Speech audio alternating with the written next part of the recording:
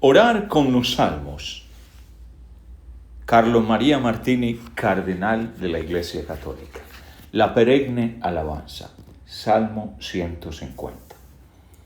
Alabad al Señor en su santuario. Alabadlo en su augusto firmamento. Alabadlos por sus grandes maravillas. Alabadlo por su inmensa majestad. Alabadlo con clandor de corneta. Alabadlo con cítara y con arpa. Alabadlo con danza y con tambor. Alabadlo con cuerdas y flautas. Alabadlo con címbalos sonoros. Alabadlo con címbalos triunfantes. Todo cuanto respira, alabe al Señor. Gloria al Padre, y al Hijo, y al Espíritu Santo, como era en el principio, ahora y siempre, por los siglos de los siglos. Amén. Exclamación de alabanza. El Salterio, es decir, la reunión del libro de los Salmos, algunos de los cuales hemos meditado, comprende 150 himnos religiosos y está dividido en 5 grandes grupos o libros que van de unos 15 salmos a un máximo de 40 a 45. Hemos leído juntos salmos de la primera colección, es decir, los salmos 1, 6, 8 y 28. Después un salmo de la segunda gran colección, el 72, y 2 salmos de la última, el 130 y ahora el 150. Lo que interesa hacer notar, sobre todo en cada uno de los 5 libros que componen el Salterio, termina con una exclamación de alabanza. Por ejemplo, al final del primer grupo, el Salmo 41 termina así: Bendito sea el Señor Dios de Israel, desde siempre y por siempre. Amén, amén. Y como conclusión del Salmo 72, al final del segundo libro, se añaden estas palabras: Bendito sea el nombre del Señor Dios de Israel, el único que hace maravillas, y bendito sea por siempre su glorioso nombre, y llénese de gloria toda la tierra. Amén, amén. Estos 5 libritos o rollos que componen los 150 salmos se pueden llamar también perfectamente la Torá de la oración. La última colección, que comprende los salmos 30 a 40 salmos más o menos, termina también con una doxología que viene a ser un salmo entero, y es precisamente el Salmo 150. Como si el que reunió los salmos de diversos autores hubiera querido imprimir el sello final a todo el Salterio con una breve composición que marcara la actitud fundamental que está en todo el Salterio. Como lo hemos dicho varias veces, la alabanza es uno de los componentes fundamentales de toda oración hebrea, junto con la lamentación. De los 150 salmos, mitad y hasta más, grosso modo, son salmos de alabanza, de acción de gracias, y mitad de lamentación, de súplica. Entre estas 2 actitudes fundamentales, alabanza, lamentación, agradecimiento, súplica, se encuentra la oración del hombre. Son como 2 momentos de la existencia humana, como la noche y el día, como las tinieblas y la luz, son la sustancia de la oración bíblica. La actitud de alabanza nace del fondo del hombre. Es, por tanto, el signo de una antropología, esto es, de un modo de ver el hombre delante de Dios como capaz de asombro y maravilla, de acoger la existencia como un don, de exultar de alegría ante el misterio del ser y ante el origen de este misterio, que es Dios mismo. Así nos disponemos a leer este salmo final, que es el que cierra el Salterio. Aleluya. Es muy sencillo.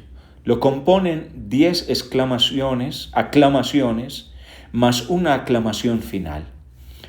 Las 10 aclamaciones comienzan todas con la palabra alabad, que da el ritmo de la composición. Si recordamos que alabad en hebreo se dice halel, y que la abreviación del nombre de Yahvé es Ha, vemos que el salmo se ritma con el aleluya o aleluya. 10 veces más, una repite el aleluya y lo pone como sello del salterio. Tenemos pues 10 imperativos, alabad, más un optativo, en hebreo un imperativo, es decir, una invitación indirecta, todo cuanto respira alabe, que repita de modo universal este mandato. Al imperativo de alabar lo sigue al principio y al final un objeto. ¿A quién se alaba?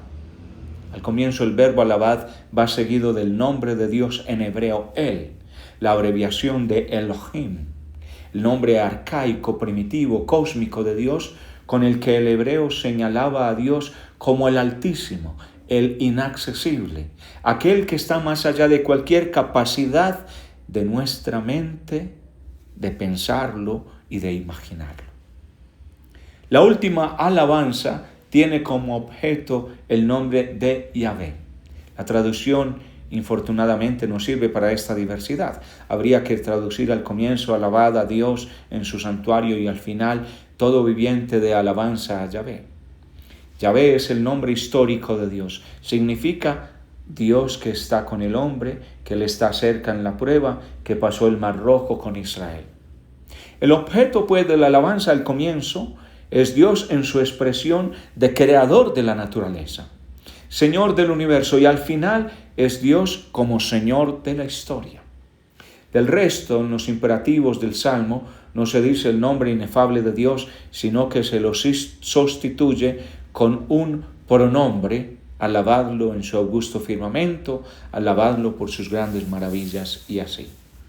Después del imperativo y la indicación del objeto de la alabanza, siguen algunas determinaciones que se refieren a el lugar de la alabanza, el motivo de la alabanza, el instrumento de la alabanza. Lugar, motivo e instrumento de la alabanza. El lugar de la alabanza está expresado con un paralelismo. Alabad a Dios en su santuario, alabad a Dios en su augusto firmamento. Veremos más específicamente qué se entiende con estas dos palabras. Sigue siempre en paralelismo la indicación del motivo de la alabanza. Alabadlo por sus grandes maravillas, alabadlo por su inmensa majestad. Finalmente viene la indicación de los instrumentos de la alabanza. Clandores de corneta, arpa y cítara, tambores y danzas, cuerdas y flautas, címbalos sonoros y címbalos triunfantes. El lugar de la alabanza. ¿A quién se dirige el Salmo? ¿A quién se da el mandato de la alabanza? Si consideramos el lugar de la alabanza, podemos comprenderlo. Alabad a Dios en su santuario. Los destinatarios de este imperativo son pues los que están en el santuario, los sacerdotes, los levitas y todo el pueblo que ora, el pueblo de Dios en el momento cultual, la liturgia de alabanza. Por eso podemos imaginar que el Salmo se dirige ahora a nosotros. Nosotros somos pueblo de Dios reunido en el santuario y se nos invita a esta alabanza a Dios como conclusión de los encuentros más bellos que hemos tenido durante todo este tiempo. Pero la segunda indicación del lugar nos lleva a otros destinatarios. Alabadlo en su augusto firmamento. ¿Qué es este augusto firmamento? Es el cielo, entendido como trono de Dios, como templo celestial. Por tanto, destinatarios de este mandato no son solo los hombres, sino toda la realidad de Dios que está con Dios. Se invita a alabar a Dios a los hombres en la tierra, en el santuario, a los ángeles de Dios, el mundo que está cerca de Dios en la plenitud de su gloria. Así como en el nacimiento de Jesús los ángeles cantan, gloria a Dios en el cielo y en la tierra paz a los hombres. Así como en el mismo esquema decimos en el Padre Nuestro, hágase tu voluntad en la tierra como en el cielo. Así también aquí la alabanza se vuelve cósmica. Es una alabanza terrestre a la que corresponde la alabanza celestial. Esta misma intuición cósmica la encontramos también en una oración del primer canon, cuando se pide que esta ofrenda sea llevada hasta tu altar en el canon de la consagración eucarística de la misa. El Salmo se propone decir que la alabanza que nosotros hacemos resuena en todo el universo. resuena en lo alto de los cielos, resuena en el lugar de las cosas perfectas y definitivas. Nuestra alabanza parece efímera, pasajera, pero en realidad está marcada en la plenitud de Dios, allí en donde vive la realidad sin fin. Finalmente, los destinatarios de esta orden son, después del pueblo en el santuario y los ángeles del cielo, todos los vivientes. En hebreo, todo el que respira, todo el que tenga respiración.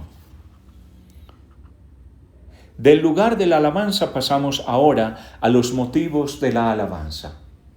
Alabadlo por sus grandes maravillas, alabadlo por su infinita majestad. El hebreo dice más claramente, alabadlo por sus grandes empresas. ¿Cuáles son las grandes empresas de Dios? Para el hebreo que lee el Salmo son evidentes. El éxodo, el paso del Mar Rojo, la entrada a la tierra prometida, la constitución del pueblo, la ley en el Sinaí. Son todas las obras extraordinarias de Dios en favor del hombre concreto, histórico, de Israel y de todo hombre. Son esos prodigios que muchos salmos de alabanza narran más ampliamente. El Salmo 106, por ejemplo, dice, ¿quién puede narrar los prodigios del Señor? Amenazó al Mar Rojo, les concedió todo lo que pedían. Y el Salmo 136, alabad al Señor porque es bueno, eterna es su misericordia. Creó los cielos con sabiduría, guió a su pueblo en el desierto. Se ponen en evidencia con ejemplos las grandes empresas de Dios a las que se refiere brevemente el último salmo. Puede decirse pues que el Salmo 150, con sus palabras sencillísimas, es una síntesis de todos los salmos de alabanza. Todas las motivaciones concretas e históricas que Israel quiso cantar a su Dios están resumidas en esta sencilla expresión final. Alabad a Dios por sus grandes maravillas, alabadlo por su inmensa majestad. Que es resumen del Salterio también en el sentido que de la contemplación de los prodigios el hombre pasa a la contemplación del Dios grande. Dice, por ejemplo, el Salmo 104, Señor Dios mío, cuán grande eres, cuán grandes son tus obras, oh Señor, he aquí el mar grande y vasto, lo surcan las naves. Dios es grande porque grandes son sus obras. Este es el tema que desarrolla María en el Magnificat. Mi alma glorifica al Señor y mi espíritu se regocija en Dios mi Salvador, porque ha mirado la humilde condición de su siervo. Ahora, de los motivos de la alabanza, pasemos a los instrumentos de la alabanza. Sigue la enumeración de los instrumentos de la orquesta de la alabanza. Trompetas, arpas, cornetas, tambores, cítaras, flautas, címbalos sonoros. Es la lista de los pocos instrumentos que tenía Israel para expresarse en música. La corneta, que más probablemente es el cuerno, por ejemplo, el que tocaron alrededor de las murallas de Jericó, es el instrumento típico de los sacerdotes. El arpa y la cítara son el instrumento de los levitas, mientras tambores, danzas, cuerdas, flautas, címbalos son el modo como todo el pueblo canta danzando al Señor en las grandes procesiones en el templo. Los instrumentos indican también a las personas que en el templo alaban a Dios, sacerdotes, levitas y todo el pueblo. Cada uno hace algo. No es una alabanza en la que uno canta y los otros escuchan, sino que es una alabanza en la que todos participan, en la que cada uno se expresa a sí mismo. Por medio de la enumeración de los instrumentos de viento, de cuerda, de percusión, se señalan todas las posibilidades del hombre de aquel tiempo para expresarse con el cuerpo, con los brazos, con la boca, con los instrumentos construidos con sus manos, la alabanza al Dios Altísimo. Para profundizar un poco más, consideremos qué hay detrás de las palabras címbalos sonoros o címbalos triunfantes, como dice el hebreo. Este triunfo o aclamación es una palabra técnica. Es el grito de guerra que precedía al asalto. La palabra pasa luego a expresar la exaltación del Señor, Rey, Salvador, Mesías. Es la palabra que se grita en los días de fiesta como un bravo, como las exclamaciones que a veces aún hoy se hacen para subrayar un momento particularmente significativo de un encuentro. En esta luz podemos también comprender dos indicaciones del Evangelio de Juan. En el último día, el gran día de la fiesta, Jesús en pie y gritó. Jesús se puso en pie y gritó.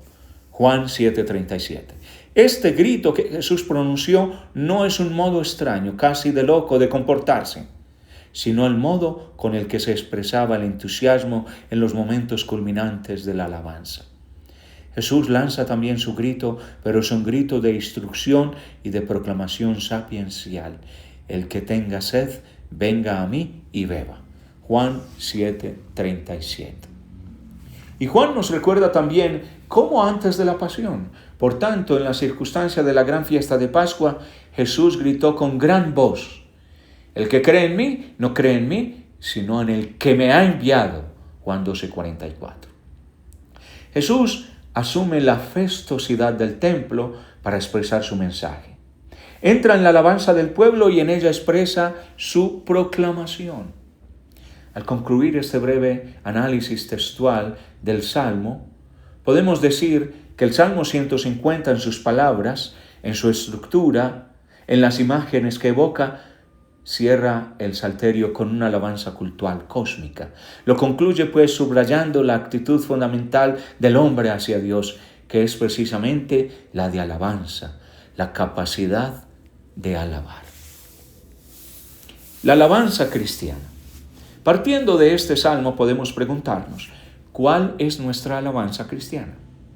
El lugar de la alabanza cristiana ya no es el templo de Jerusalén, ya no es un lugar, sino una persona, Cristo, templo del Padre. En Cristo alabamos. Cristo es el lugar místico, pero real de nuestra alabanza. Por Él, con Él y en Él a ti, Dios Padre, todo honor y toda gloria. En Cristo encontramos el lugar de la perfecta alabanza. Y nosotros que somos en Cristo, iglesia, su cuerpo místico, realidad visible de Cristo en la historia, somos el lugar de la alabanza perfecta y con Él y en Él honramos perfectamente al Padre. Partiendo de este lugar de alabanza que es Cristo, que es la iglesia, su cuerpo, también el templo se convierte en lugar de alabanza.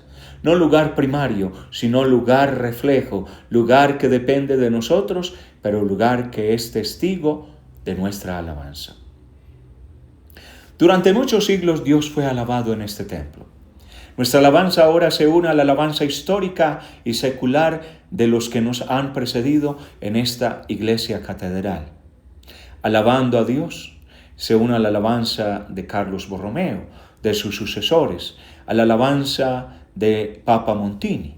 Estamos unidos con este río de alabanza, de actitud perfecta en Cristo y en nuestra iglesia, en este templo material que se dirige al Dios Altísimo. Lugar de alabanza del cristiano es también el mundo, no simplemente en su realidad física, sino en cuanto vivificado por Cristo. Y podríamos añadir en cuanto vivificado y habitado por la Eucaristía. Partiendo de la Eucaristía y en Cristo, todo el universo redimido por Cristo se convierte en lugar de la alabanza perfecta. Las motivaciones cristianas de la alabanza. La tradición cristiana más perfecta de las palabras del Salmo son: alabadlo por sus prodigios, alabarlo por su inmensa majestad. Es el prefacio eucarístico. En verdad es justo alabarte, oh Dios, oh Señor, por Jesucristo, por sus dones, por los dones concedidos a tu iglesia, por los dones concedidos a tus santos, por tus prodigios manifestados en la historia. El prefacio, que es el momento inicial de la oración eucarística, es una aplicación neotestamentaria de las alabanzas con que los salmos se tributaban a Dios. El prefacio es Eucaristía, agradecimiento y alabanza a Dios en Cristo por la fuerza del Espíritu Santo. La liturgia tiene varios prefacios que se adaptan a las varias circunstancias. Cada uno de ustedes puede reflexionar sobre cómo sería su prefacio si tuviera que componerlo. Es verdaderamente justo, digno, hermoso y saludable alabarte, oh Dios Padre, por Cristo mi Señor, por Cristo que me ha llamado a la fe en mi bautismo, por Cristo que me ha guiado hasta ahora. Finalmente, consideremos cuáles son los instrumentos de la alabanza cristiana. Ante todo, el cuerpo del hombre.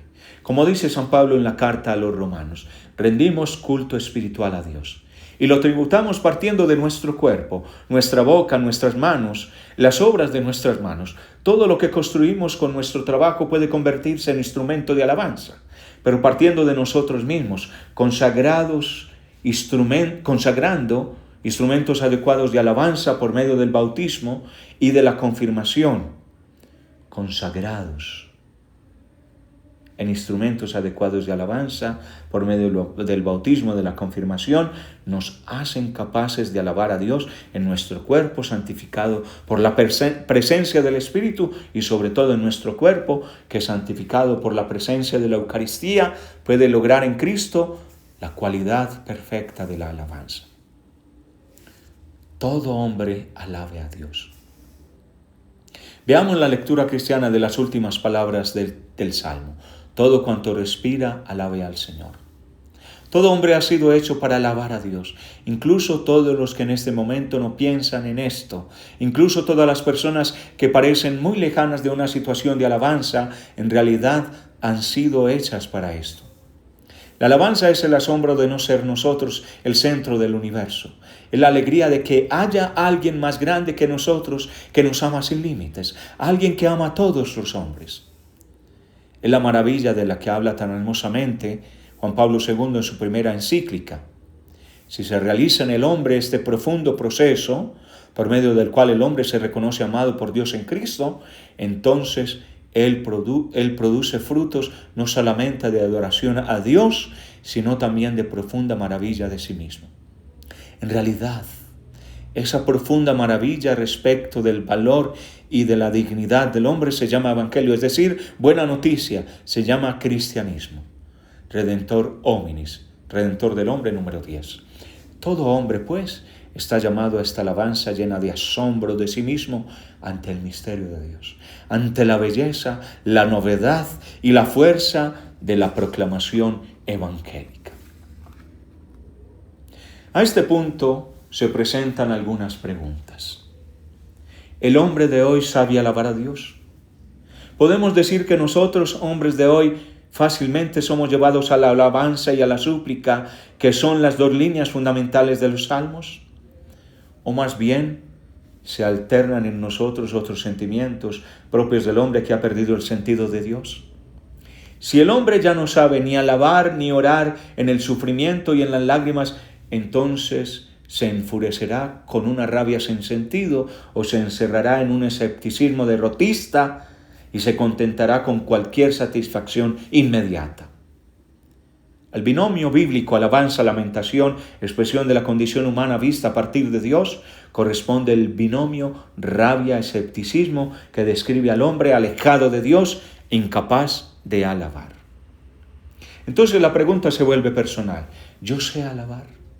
¿Sé mirar el mundo con elección de amor? Porque para alabar hay que hacer una elección, hay que dar un paso adelante, hay que decir querer alabar, asumir la alabanza como actitud fundamental y no escoger la rabia o la resignación, sino el amor que alaba a Dios operante en el mundo. ¿Por qué queremos alabar a Dios en este momento? Yo quiero alabarlo ciertamente por ustedes, por cada uno de ustedes, por la alegría que me han proporcionado con la participación perseverante de estos jueves. Lo alabo por ustedes que, como dice Pablo, son mi carta que cada uno puede leer para comprender cuál fuerte es la palabra de Dios. Alabarlo por ustedes, a quienes he aprendido a conocer y amar por medio de estos encuentros, que espero no terminen aquí. Alabarlo por lo que cada uno de ustedes son delante de Dios. Y quiero alabarlo también por esta nuestra vida, por este don inmenso y terrible, por este don de tanta responsabilidad, pero también motivo de tanto entusiasmo. Teniendo en cuenta que alabar quiere decir también saber llorar, saber estallar de dolor, recordemos que la alabanza suscita en nosotros esa capacidad de sentir hasta el fondo el valor de las cosas que nos lleva a llorar profundamente su pérdida. llorar sobre las ocasiones perdidas, llorar sobre las guerras inútiles, llorar sobre la sangre derramada sin motivo por prestigio, llorar por la violencia que ensangrienta al mundo, llorar sobre los conflictos que se podían evitar, llorar y enojarse. A partir de esta alabanza que nos pone ante las cosas de manera auténtica, llorar y enojarse. No con una ira que destruye y que no logra conseguir nada, sino llorar y enojarse con una actitud que es como la de Jesús.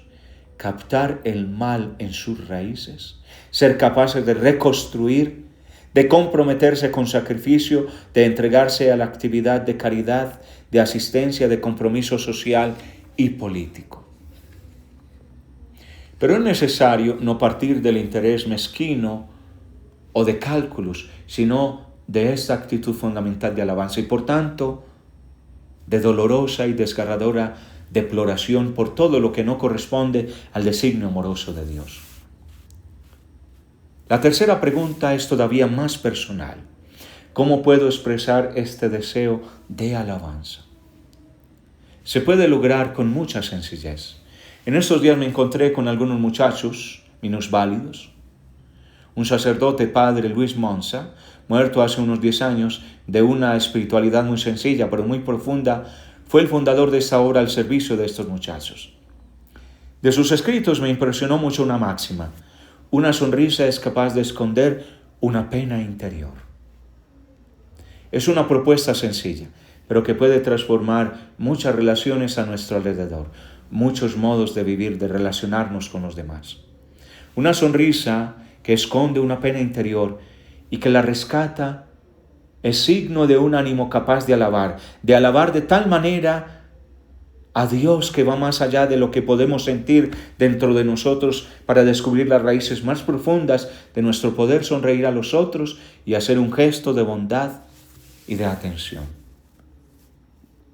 Recordando al Papa Montini, quiero terminar esta reflexión, ha sido más larga que de costumbre, pero ustedes me perdonarán, recordando a un hombre que supo alabar y que alabó a Dios en esta catedral.